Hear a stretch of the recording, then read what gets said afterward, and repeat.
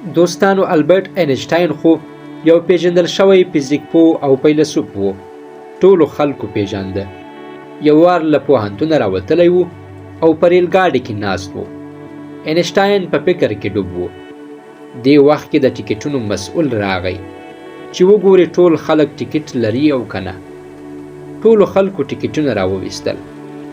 البرټ اینشټاین هم غوښتل چې خپل ټیکټ راوباسي، خو د ټیکټ پیدا نشو. د ټیکټونو مسؤل ورته وویل موږ ټول تا پیژنو او زه په دې باور یم چې تا ټیکټ اخیستی او غلا نه کوې.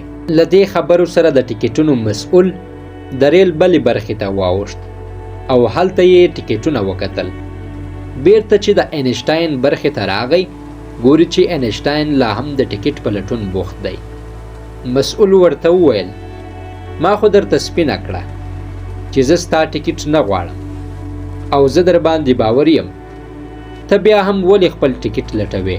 اینشټاین ورته وویل زه پوهیږم چې زه څوک یم او ته په ما د غلا شک نه لرې، خو له ما هیر شوي و چې د کوم ځای ټیکټ مې کړی دی او چیرته روان یم.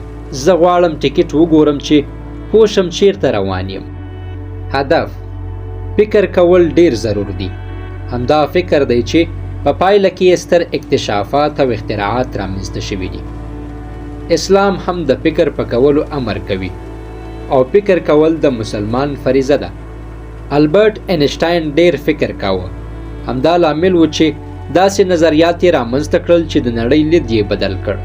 خو یوازې فکر کول هم کافي نه دي. موږ باید د فکر علمي کولو لپاره کتابونه ولولو او له پوهانو علم زده کړو.